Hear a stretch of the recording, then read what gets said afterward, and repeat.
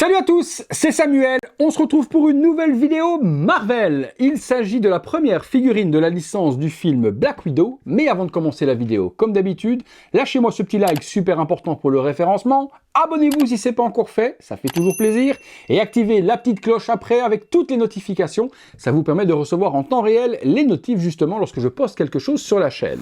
Black Widow, Marvel Studios, c'est Taskmaster le premier personnage à sortir. J'aurais préféré avoir forcément Black Widow en blanc ou en noir, mais non, Hot Toys en a décidé autrement. Une boîte qui reprend les couleurs du personnage, du bleu et de l'orange. Personnage, on va pas se mentir, qui a un chara-design de ouf, moi je suis complètement fan, mais une histoire à chier, et il est complètement balèque au final dans le film quand on sait qui il est, ou plutôt qui elle est. Je ne vous spoil pas si vous n'avez pas vu le film. La boîte vitrine, on ouvre vers le haut. Là, on fait déjà un petit tour du propriétaire de face, les licences, Hot Toys et puis Movie Masterpiece. Sur l'arrière, on a le bouclier du Taskmaster avec écrit également, c'est la MMS 602. Taskmaster et les warnings habituels, et on revient sur la même chose. On a le nom, au cas où vous ne l'auriez pas encore vu, que c'est Taskmaster, et en dessous, la licence du film solo Black Widow. On ouvre ensuite sur un slipcover de la sorte. On tombe sur une très jolie boîte avec le personnage qui est dessiné, ce n'est pas la figurine. De nouveau, le nom et il est en relief sur la boîte avec le bouclier. On repart. Sur l'arrière, on a une pose de la figue, super joli bouclier à l'arrière et épée droit devant. Taskmaster Hot Toys. Boîte vitrine, ça s'ouvre de la sorte. On retrouve une partie du personnage, son nom et la boîte vitrine avec les composants à l'intérieur. Les composants, justement, on regarde ce qu'il y a dans la boîte. Un simple étage, vous remarquerez par contre qu'il n'y a pas de slipcover, il se trouve à l'arrière de la boîte. Donc on n'a pas de joli carton design à encadrer. Bon ben la figurine est assez simple et ça fait plaisir de ne pas avoir 50 000 accessoires comme avec les Spider-Man. On a la figue, les différentes épées, son arc, le bouclier, et puis ben, différentes mains comme d'habitude. Allez, on est parti dans le box, on se détaille tout ça. Les accessoires avec ce Taskmaster, pas grand chose. On commence par le bouclier, donc bouclier avec le logo du Taskmaster dessus. Il est tout en plastique et vous remarquerez qu'il n'y a pas du tout d'attache. Donc je pense que ça doit être aimanté sur le brassard. On découvrira ça tout de suite après.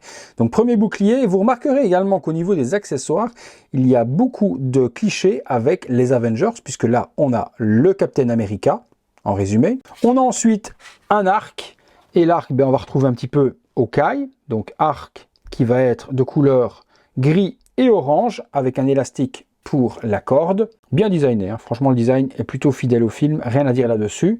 On retrouve 3 flèches du coup pour aller avec cet arc, avec des embouts et des pointes qui vont être totalement différentes. Les parties qui terminent la flèche, elles sont en PVC, pas d'imitation plume, quoi que ce soit. Donc voilà pour ces 3 flèches. On retrouve ensuite une épée pour le Taskmaster, donc épée toujours dans les coloris orange et gris. Le manche est ultra détaillé également. Des parties alternatives pour les brassards qui vont sortir de lames. Très piquant, faites super gaffe lorsque vous allez les monter de ne pas vous blesser avec, donc left et right. On retrouve des mains gantées plutôt robotiques, donc pour tenir l'épée, pour tenir également la flèche, donc typée archer de la sorte, et puis celui-ci qui va permettre de tenir l'épée de l'autre main.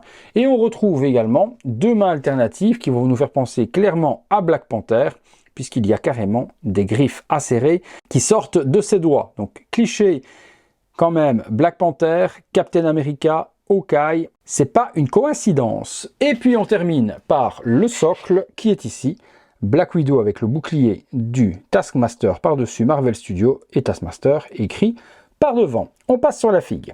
On est parti sur la figue les amis. Bon, mais comme je vous ai dit, le chara design, moi je suis ultra méga fan. J'adore vraiment l'effet de l'armure, j'adore le plastron, le backpack, j'adore les brassards, les épaules, l'espèce de partie tout autour qui ressemble une partie tissu que eux ils ont sculpté, la capuche et puis le casque en forme de crâne est sublime. Allez, on part du bas et on remonte.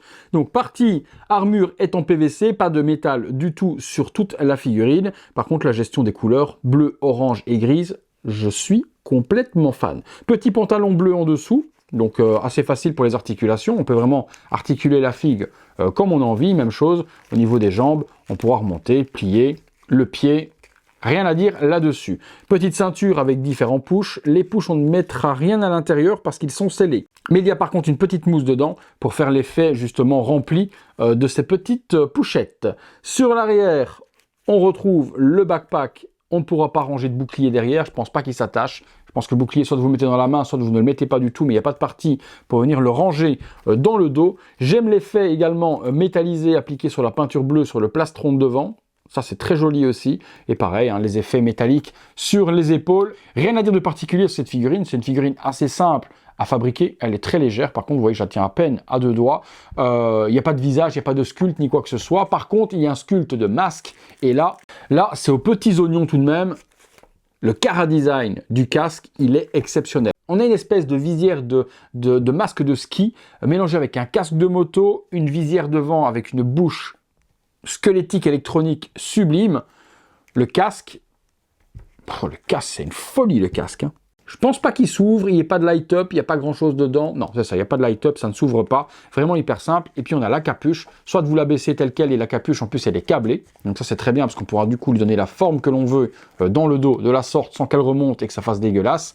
Et même chose, si vous voulez la mettre par contre par-dessus le visage, vous pourrez également, voilà, sur le bas, la plisser de la sorte juste ici au niveau des clavicules, pour donner quelque chose de naturel et avoir une pliure de capuche parfaitement positionnée. Plutôt pas mal. Allez, on va dans le box, on se fait une ou deux pauses.